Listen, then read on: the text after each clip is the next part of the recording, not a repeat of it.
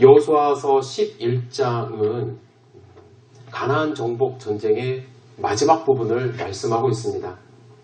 여러분들 혹시 1장부터 11장까지 오면서 중간에 제가 스킵한 부분도 있지만 이스라엘 전쟁 또 가나안 정복 전쟁 어떻게 진행이 됐는지 머릿속으로 그려보실 수 있는지 모르겠어요. 지도와 함께 순서를 살짝 좀 이렇게 다시 되짚어 봤으면 좋겠습니다. 지도가 뒤에 보이시는지 모르겠는데 첫 번째 이스라엘 백성이 가나안 땅에서 한 일은 요단강을 건너는 일이었습니다. 물론 그 전에 정탐꾼을 보내기도 하고 했지만 요단강을 제사장이 맨 앞에 서서 발을 물에 담갔을 때 요단강이 멈추어 섰고 그래서 이스라엘 백성이 요단강을 건너는 모습을 우리가 함께 살폈습니다.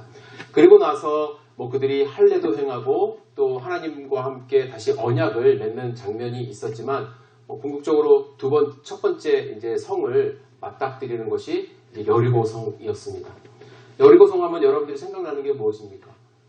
매일 한 바퀴씩 돌고 6일 동안 그리고 7일째는 7바퀴 돌라는 하나님의 명령 기억나시죠? 제가 뭐라고 말씀을 드렸나요? 우리는 최소한 하루에 1시간씩 6일 동안은 주님께 묵상하고 또 주님과 기도하는 시간을 가져야 된다. 그리고 7일째 되는 안식일에는 온전히 하루 종일 주님을 묵상해야 된다. 이렇게 167이라는 숫자로 말씀을 드렸는데 잘 실천하고 계시겠죠? 네. 기억은 하고 계시는지 모르겠어요. 네. 여리고성을 정복했습니다. 그리고 나서 이제 맞닥뜨린 성이 여러분들이 아시는 것처럼 아이성입니다. 아이성 상당히 작은 그래서 사람들이 별로 살지 않고 그때 주민이 12,000명 정도 살았다라는 그런 기록도 있는데 그래서 이제 우리가 2,000~3,000명만 올라가면 된다라고 교만했고 또 그 사이에 아간이라는 사람이 범죄를 저질렀죠. 그래서 첫 번째 공격에 실패를 합니다. 간담이 녹아서 다 쫓겨 내려옵니다. 하지만 그것을 극복을 하고 또 주인을 처벌을 하고 그래서 다시 올라가서 아이성을 정복하게 됩니다. 아이성까지 정복했을 때 가나안 땅에 그전에도 소문이 났지만 대단한 민족이 올라왔다. 여호와 하나님이 대단하다라는 소문이 났습니다. 그래서 일어난 일이 무엇이냐면 기브온이라는 족속이 화친을 맺고자 찾아왔어요. 기브온은 사실은 그 땅에 살고 있는 거민이었는데 이 사람들이 멀리서 온 것처럼 속이고 아마 다음에 나오죠. 기브온이 찾아와서 우리 조약을 맺읍시다. 우리는 당신들의 종이 되겠습니다. 당신들은 우리를 죽이지 마십시오. 살려주십시오. 라는 조약을 맺게 됩니다. 사실은 이 조약 때문에 여호수아와 또 리더들이 장로들이 위기를 경험하죠. 백성들에게 원망을 사게 됩니다. 잘 알아보지도 않고 속아서 조약을 맺었다는 것이죠. 하지만 하나님도 이 조약을 인정을 하셨고 또 하나님의 이름으로 맺은 조약이기 때문에 파기할 수 없었습니다. 기브온과의 조약이 체결되었다는 소식을 듣자 남부지방에 있었던 가나안 족속들이 뭉치기 시작합니다. 기브온이 저쪽으로 넘어가면 우리는 이제 끝난다. 우리가 힘을 합쳐서 기브온을 먼저 격파를 해야 된다. 라는 생각으로 지난주에 우리가 살펴봤듯이 남부지방에 있는 5 족속들이 함께 힘을 모아서 이제 전쟁을 치릅니다. 그래서 기브온이 여호수아에게 전령을 보내서 우리를 도와달라고 이야기를 했을 때 여호수아가 밤새 달려가서 전쟁을 치르죠. 그때 일어났던 일들이 여러분들 기억하시겠지만 우박이 떨어지고 또 하나님이 해와 달을 멈춰서게 하셔서 밝은 가운데 사람들을 다 볼 수 있는 가운데 적들을 전멸해서 남부지방도 이제 점령을 하게 됩니다. 이게 지난주까지 있었던 일입니다. 아이성과 여리고성은 중앙부에 있었던 성이고요. 또 지난주에는 남부지방을 점령을 했습니다. 이제 남은 것은 북부지방에 있는 그런 족속들인데 남부지방도 점령당했다는 소식을 듣자 북쪽에 있는 지파들도 힘을 합치려고 합니다. 혼자서는 도저히 감당할 수 없다라는 생각을 한 거죠. 그래서 연합군을 형성을 하는데 그 중심에 하솔이라는 성에 야빈이 있었습니다. 야빈이라는 왕이 북쪽 사람들에게 모두 이제 연합군을 형성하자고 사람을 보내서 통보를 해서 함께 모입니다. 그래서 연합군을 형성을 해서 모든 군대들을 거느리고 나왔다는 장면이 11장에 있습니다. 11장에 보시면은 또 그 군대의 수가 정말로 많아서 수다한 해변에 모래와도 같다. 그리고 말과 병거도 심히 많았다라고 이야기를 합니다. 이 당시 병거는요, 아주 무서운 무기였습니다. 오늘날로 말하면 어떻게 보면 장갑차와 탱크와 같은 것입니다. 혹시 다음에 그림이 나오나요? 그 다음에 그림. 그 다음. 여러분들 영화 같은 데서 보셨을 거예요. 이런 장면. 병거라고 얘기를 하죠, 저것을. 기동력도 있고, 사람이 위에 올라가서 이제 전쟁을 치르면은, 타면서 치르면은 그냥 맨발로 싸우는 사람보다는 훨씬 더 힘을 갖게 되죠. 이스라엘은 이러한 병거가 없었습니다. 병거가 없었지만 북쪽 군대, 북쪽 가나안 지파 사람들은 병거가 심히 많았다라고 말씀을 합니다. 군대의 수나 병거의 수로 보면 이스라엘이 적수가 되지 않았을 것 같습니다. 이로 인해서 여호수아는 또한 두려움에 사로잡힐 수밖에 없는데 이때 하나님이 여호수아에게 힘과 용기를 주십니다. 6절에 보시면 여호와께서 여호수아에게 이르시되 그들로 말미암아 두려워하지 말라. 내일 이맘때에 내가 그들을 이스라엘 앞에 넘겨주어 몰살시키리니 너는 그들의 말 뒷발의 힘줄을 끊고 그들의 병거를 불사르라 하시니라. 이렇게 말씀하십니다. 하나님은 여호수아에게 그들로 인하여 절대로 두려워하지 말라고 하십니다. 내일 이맘때에 그들을 넘겨주고 몰살시키겠다고 말씀을 합니다. 넘겨준다라는 것은 이스라엘이 마음대로 할 수 있도록 하겠다라는 것입니다. 하나님이 그들을 몰살시켜서 너희들 마음대로 할 수 있게 넘겨주겠으니 두려워하지 말라고 말씀을 합니다. 하나님은 그들에게 한 가지 명령을 더하시죠. 그냥 단순하게 몰살시키는 것이 아니라 말의 뒷발의 힘을 끊고 병거를 불사르라고 하셨습니다. 내가 넘겨는 줄 테니까 그것은 너희들이 하라고 말씀을 하시죠. 여러분, 하나님께서 왜 이런 명령까지도 하셨을까요? 말 뒷발의 힘줄을 끊어버리라고 하는 것은 더 이상 말을 쓸모없게 하는 것입니다. 근데 이것은 여러분들이 잘 생각을 하셔야 돼요. 보통 전쟁 같으면 이러한 일은 하지 않습니다. 왜냐하면 빼앗은 말과 병거는 내 편에서 사용되는 정말로 훌륭한 무기가 될 수 있는 것입니다. 여호수아와 이스라엘 백성이 빼앗은 말과 병거는 앞으로 그들이 전쟁할 때에 정말로 유익한 큰 이득이 될 수 있는 그런 무기가 될 수 있는데 하나님은 말 뒷발의 힘을 끊어버리라고 그러고 달리지 못하게 하라고 그러고 빼앗은 병거는 다 불태워 없애라고 말씀합니다. 그 이유는 이 전쟁은 하나님이 치르는 전쟁이라는 거예요. 이 전쟁은 말과 병거, 병사의 숫자에 있는 것이 아니라 하나님의 약속에 달려있는 것임을 하나님이 말씀하고 계십니다. 우리가 성경을 보면요. 하나님은 이스라엘 왕이 되는 사람에게 이미 이런 명령을 주셨어요. 신명기서 17장에 보시면요. 그는 병마를 많이 두지 말 것이요. 병마를 많이 얻으려고 그 백성을 애굽으로 돌아가게 하지 말지니 이는 여호와께서 너희에게 이르시기를 너희가 이후에는 그 길로 다시 돌아가지 말 것이라 하셨습니다. 하나님은 왜 병마를 많이 두지 말라고 하셨을까요? 내 군대를 강하게 하는 가장 중요한 요소인데 왜 병마를 두지 말라고 하셨고 좋은 말을 사러 애굽으로 가지 말라고 하셨을까요? 하나님이 세우고자 하시는 나라. 하나님을 섬기는 나라는 말과 병거를 의지하는 것이 아니라 오로지 하나님만을 의지하기를 바라셨던 거예요. 여호수아에게 그것을 부탁하는 것입니다. 너희가 말과 병거를 많이 노획할 수 있지만 그것을 의지하지 않도록 그의 뒷발을 힘줄을 끊어버리고 병거를 불태워버리라고 말씀을 합니다. 왜? 그들에게 요구하시는 것은 하나님만 의지하는 삶이기 때문에.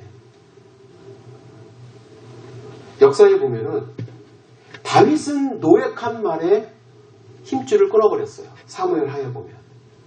하지만 그러지 않은 사람이 있습니다. 오히려 말을 사러 애굽으로 간 왕이 있습니다. 솔로몬이죠. 이 말씀을 다 거역했어요. 그 결과 나라가 남북으로 갈리게 되었습니다.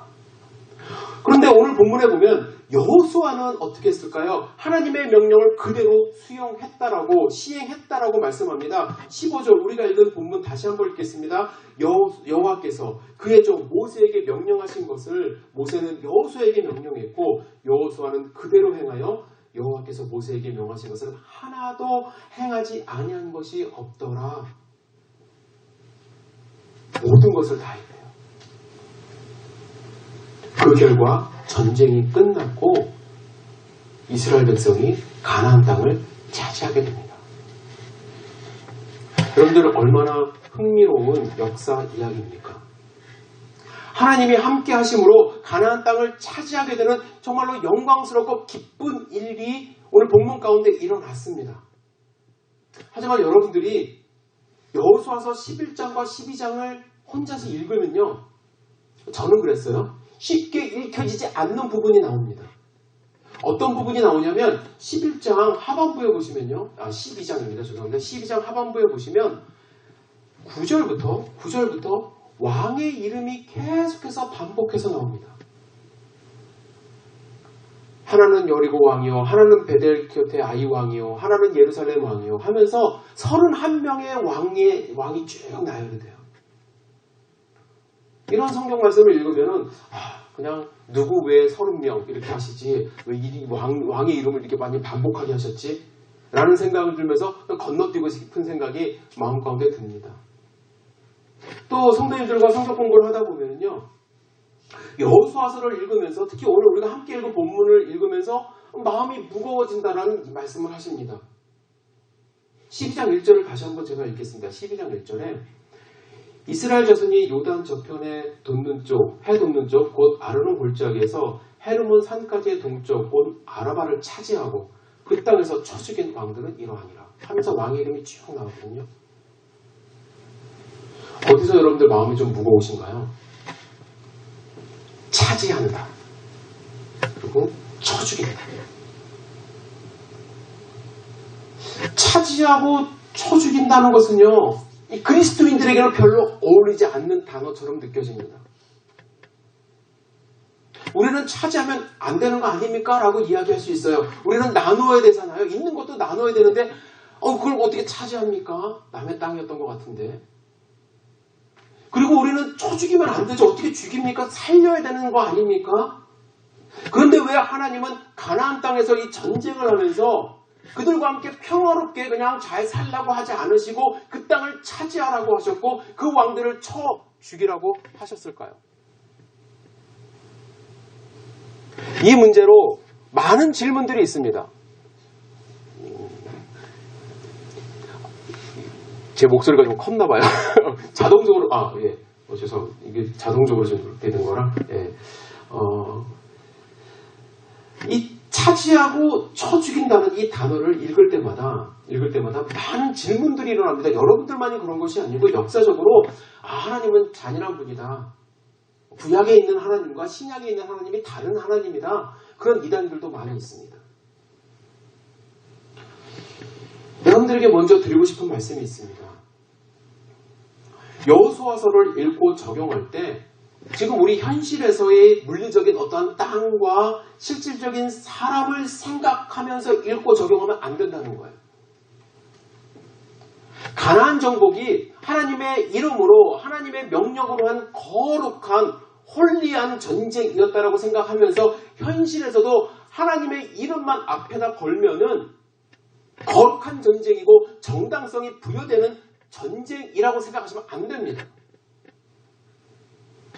홀리워라는 이름으로 십자군 전쟁을 일으켰습니다. 물론 처음에는 정당성이 좀 있었어요. 하나님의 복음을 들고 나가고 이방인들에게 복음을 증거하는 십자군 전쟁. 그러나 그것이 변질이 되면서 정치적으로 이용이 되면서 중동 지방의 수많은 사람들을 죽이는 전쟁, 정치적으로 이용되는 전쟁이 되었습니다.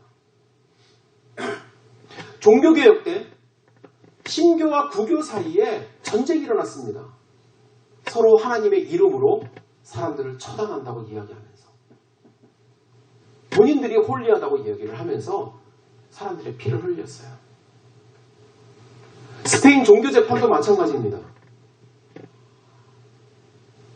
종교개혁에 가담한 자들을 고문하고 살해하는 그런 일들이 일어났어요. 우리는 이 본문을 읽으면서 이 거룩한 전쟁이라고 해서 우리도 이 전쟁에 참여해야 된다고 하면서 현실에 그것을 그대로 적용하면 안 된다고 저는 생각을 합니다. 그럼 이 전쟁을 우리는 어떻게 받아들여야 되나? 여호와 하나님이 하나님 나라를 이 땅에 세우시기 위한 원칙을 말씀하시는 영적인 의미로 지금 받아들이고 해석하고 적용해야 된다고 저는 생각을 해요. 그래서 우리는 어떻게 받아들여야 되냐면 차지하고 쳐 죽인다라는 이 말씀을 통해서 하나님의 백성으로 살아가기 위해 영적인 영토인 이 가나안 땅을 제대로 차지하고 있는가? 하나님이 여러분들에게 주신 이 가나안 땅을 제대로 차지하면서 살고 있는가? 혹은 하나님을 멀리하게 하는 가나안의 왕과 같은 가나안의 이방 신들과 같은 삶의 요소를 제대로 없애면서 살아가고 있는가? 거기에 대해서 생각하고 적용을 해야 된다는 거예요. 우리가 먼저 생각하고 싶은 거는, 제가 먼저 생각하고 싶은 단어는 차지한다라는 단어예요. 차지한다, 차지한다. 차지한다는 단어는 히브리어로 야라시라는 단어인데요. 이 단어는 얻다 혹은 취하다라는 뜻을 갖고 있어요. 취하다. 근데 이 단어는 그냥 단순하게 주는 것을 수동적으로 받는 행위가 아닙니다. 아주 적극적인 단어입니다. 빼앗다 혹은 쫓아내다라는 단어예요. 여러분과 저는요, 적극적으로 차지해야 돼요.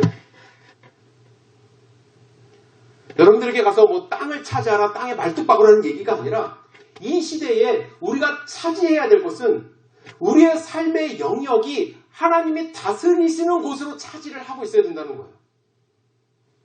여러분과 저는 하나님의 백성입니다. 하나님의 나라에는요, 백성이 있고요, 땅이 있고 주권이 있어야 됩니다. 나라의 3대 요소가 땅, 주권, 백성 아닙니까? 그런데 만일 하나님의 백성이라고 말하면서 하나님이 통치하시는 삶의 영역, 하나님의 주권이 내 삶 가운데 없다고 한다면 우리는 세상의 식민지 백성으로 살아가는 거예요. 그래서 우리는 하나님의 땅, 하나님의 지경이 넓혀지도록 차지하면서 살아야만 합니다. 잘 생각해 보세요. 24시간이 여러분들에게 하루에 주어집니다. 어제 하루를 잘 처음부터 끝까지 생각을 해보세요. 일어나면서부터 주무실 때까지. 과연 몇 시간 정도가 하나님이 나를 다스리는 삶이었는가? 물론 그것을 뭐 초 단위로 인식하면서 여기서부터 여기까지는 하나님이 나를 다스렸고 그렇게 뭐 이렇게 구체적으로 아주 그 분단위로 하라는 얘기가 아니라 한번 생각을 해보세요. 오전에 내가 정말 하나님이 나를 다스리고 있었나? 내가 사람을 만날 때 하나님이 나를 다스리고 있었나? 내가 이 일을 할 때 하나님이 나를 다스리고 있었나?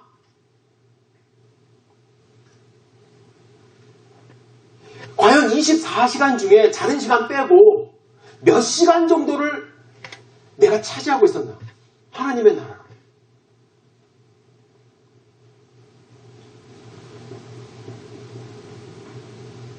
하나님의 나라는 이 땅 가운데 임했다고 예수님이 선포하셨어요. 그래서 예수님이 제자들에게 기도를 가르쳐 주실 때에 그의 나라가 이 땅에 임하기를 기도하라고 오늘 우리 주기도문에도 말씀하셨어요. 그 얘기는 뭐냐면 우리가 하나님의 나라를 이 땅 가운데 실현하면서 살 수 있다라는 얘기죠. 하나님의 나라를 차지하면서 살아갈 수 있다라는 얘기죠. 여러분들의 집안에서 혹은 직장에서 혹은 학교에서 누구를 만나는 그 시간에 하나님의 나라로 여러분들이 차지하면서 살고 있는지 아니면은 만나는 사람의 주권에 의해서 세상의 어떤 관념이나 세상의 이익에 끌려다니면서 나의 욕심에 끌려다니면서 땅을 차지하지 못하고 살아가는 것은 아닌지. 하나님은 차지하라고 말씀을 하셨어요. 그래서 차지한다는 것은요, 단순히 포제션, 소유한다는 개념이 아니라 다스림의 개념이에요. 다스려야 돼요. 여러분들 시간을 다스려야 돼요. 하나님이 우리의 삶을 다스리도록 내어드려야만 합니다.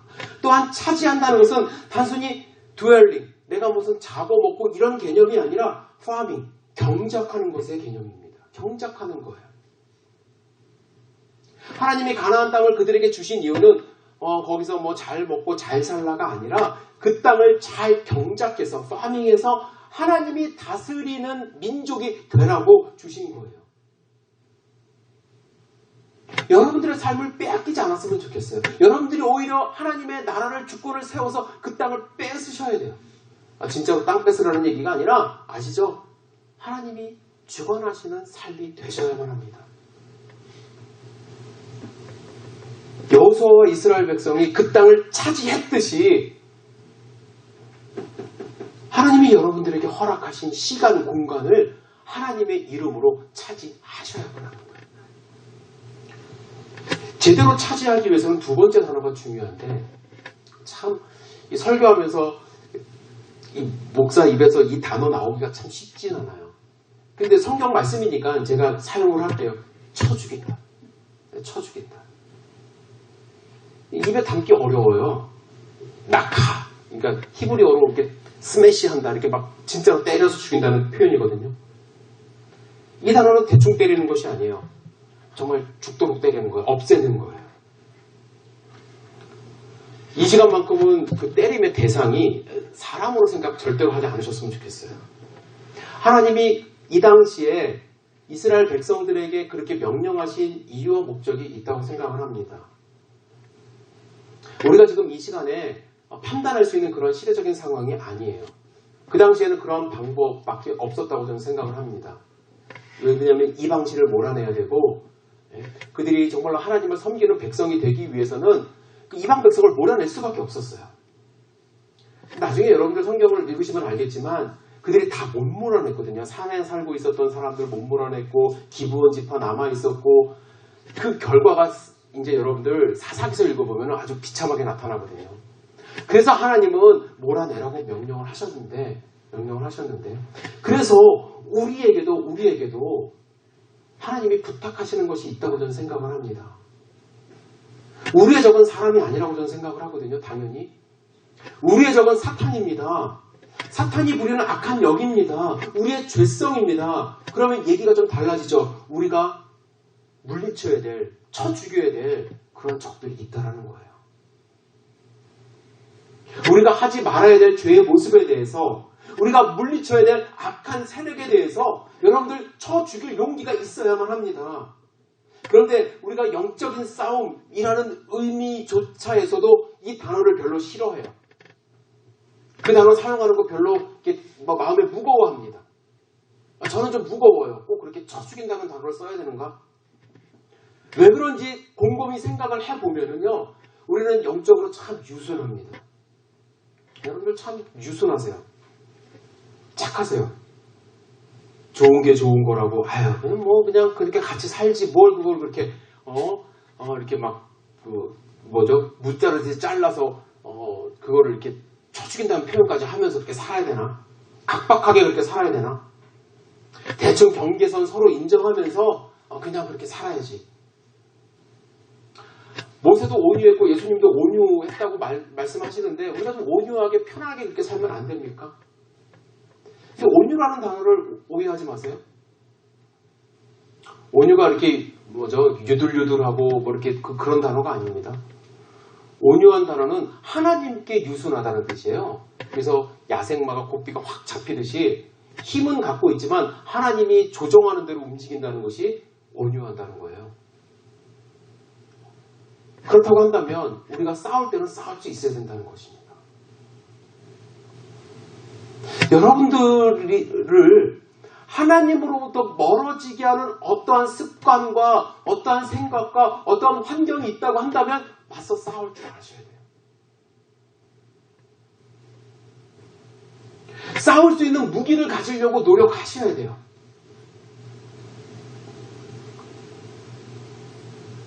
우리가 차지하고 이 영적인 악한 것들을 맞서 싸울 수 있는 무기를 갖기 위해서 여러분들이 해야 될 것은 무엇이냐면 말씀과 기도예요.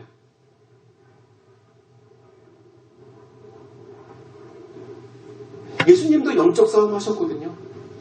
40일 금식 기도 후에 예수님이 정말 성령으로 얼마나 충만하겠습니까? 40일이나 금식하셨는데 그때 사탄이 찾아왔어요. 예수님은 무엇으로 물리치셨나요? 말씀으로 물리죠. 말씀으로. 하나님의 말씀으로. 예수님이 하신 말씀은 다 구약에 나와 있는 말씀이에요. 예수님은 우리에게 시험에 들지 않도록 한시라도 깨어 기도할 수 없냐라고 말씀을 하십니다. 말씀과 기도로 여러분들 평소에 훈련되지 않으면요, 영적 싸움을 하고 싶어 하지도 않습니다. 그냥 그렇게 묻어가면서 살고 싶어 합니다. 그러나 열심히 말씀을 읽으시고 열심히 기도하시면 사탄의 공격은 더 심해질 수 있지만 우리는 맞서 싸워 이길 힘과 능력을 갖게 됩니다. 여러분, 사탄의 공격을 보고 계십니까 혹시? 세상과 대충 묻어가면서 이렇게 살게 하고 그냥 이것이 좋고 저것이 좋게 하는 그런 전략들을 여러분들 보셔야만 합니다. 여러분들을 유순하게 만들어서 그냥 대충 그리스도인이면 이것도 하고 저것도 하고 뭐 다 그것도 인정하고 이것도 인정하게끔 그렇게 살아가도록 우리를 유인합니다. 여러분들 그 상황을 보시고 기도와 말씀으로 맞서 싸워 이길 힘을 기르셔야만 합니다. 일제시대에 우리에겐 주권이 없었어요. 주권이 없었어요. 주권이 없으니까 어떤 현상이 벌어집니까? 한글을 사용하지 못하게도 암을 못하는 거예요. 물론 우리 그 선배님들은 다 사용을 하셨지만 이름도 힘으로 다 바꾸게 했어요.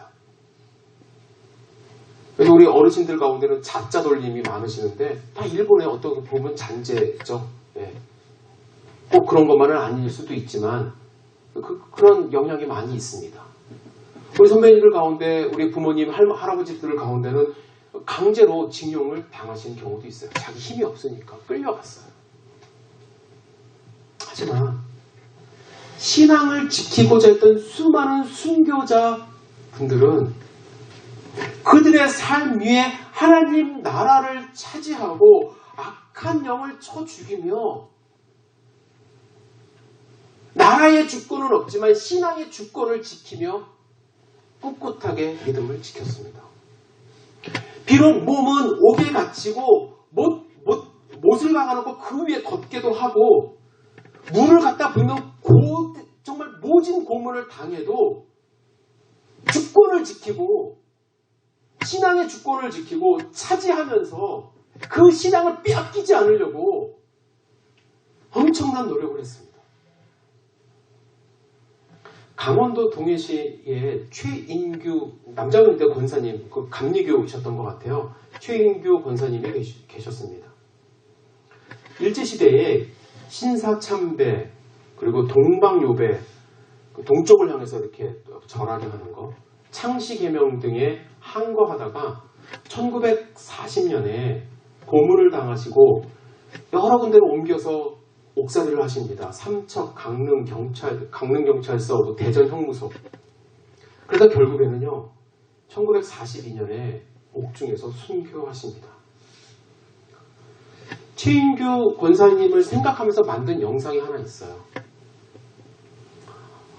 근데 여러분들에게 부탁드리고 싶은 것이 있어요. 뭐 영상의 퀄리티 뭐 이런 거 보지 마시고요. 기도하는 마음으로 함께 좀 우리가 기도했으면 좋겠어요. 저는 기도하는 마음으로 같이 보셨으면 좋겠는데 이게 만화예요. 이게 뭐 사람이 나오는 게 아니라 끝까지 십자가를 놓지 않으려고 옥에 있었지만 채찍을 맞고 몽둥이 찜질을 당하고 있지만 하나님이 허락하신 그 주권, 하나님의 땅을 놓치지 않으려고 하는 그 믿음, 그 모습을 보면서 나도 주님 주님이 주신 이 믿음을 놓지 않도록 인도하여 주시옵소서. 주님이 주신 이 주권을, 하나님의 나라를 세우며 살아갈 수 있도록 인도하여 주시옵소서. 지금은 24시간 가운데 뭐 한 1, 2분 정도, 한 5분, 10분 정도 주님을 생각하는 시간이 고작이지만 그 시간이 늘어나서 24시간이 온전히 주님께 드려지는, 주권이 세워지는 삶이 되게 하여 주시옵소서. 기도하는 마음으로 함께 보시고 마무리 기도로 오늘 예배를 마치도록 하겠습니다.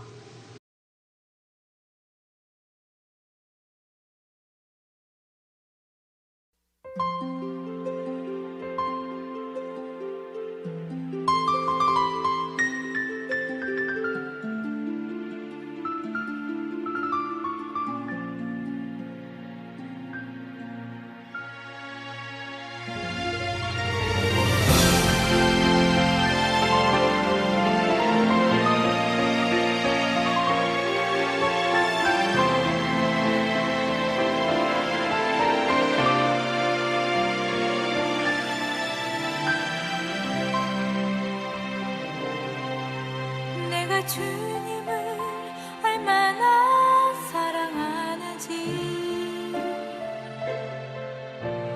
아무도 알지 못해.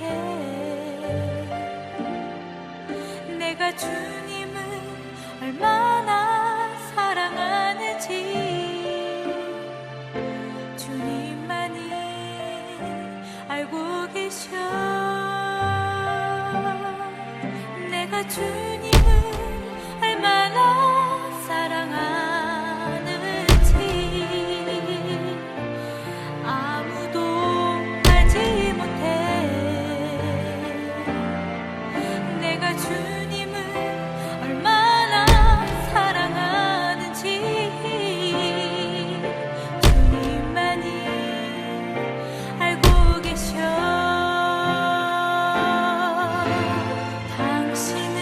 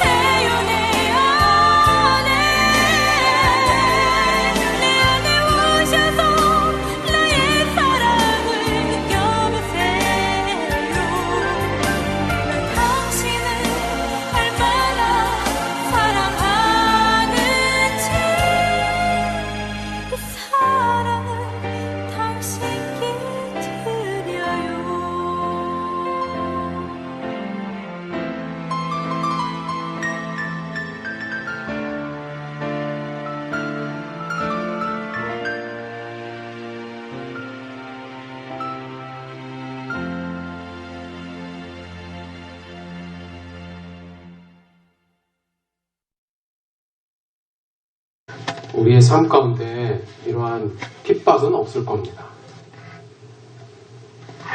저는 확신해요. 여러분들 가운데 이러한 고문과 핍박이 있으면 여러분들가 오히려 믿음을 잘 지킬 거예요. 최인교 권사님처럼. 하지만 사탄은 아주 교묘해서 이러한 방법 더 이상 쓰지 않습니다. 우리를 편안하게 만들어주고 모든 일이 잘 되는 것처럼 우리를 인도합니다. 그러면서 우리의 믿음을 흔들고 24시간 가운데 고작 5분, 10분 주님을 생각하는 것으로 만족하게 만듭니다. 흔들리지 않기를 주님 이름으로 축복합니다. 차지하시기를 주님 이름으로 축복합니다. 주님으로부터 멀어지게 하는 모든 것들을 여러분들 물리치시고 쳐 죽일 수 있는 신앙을 갖기를 주님 이름으로 축복합니다.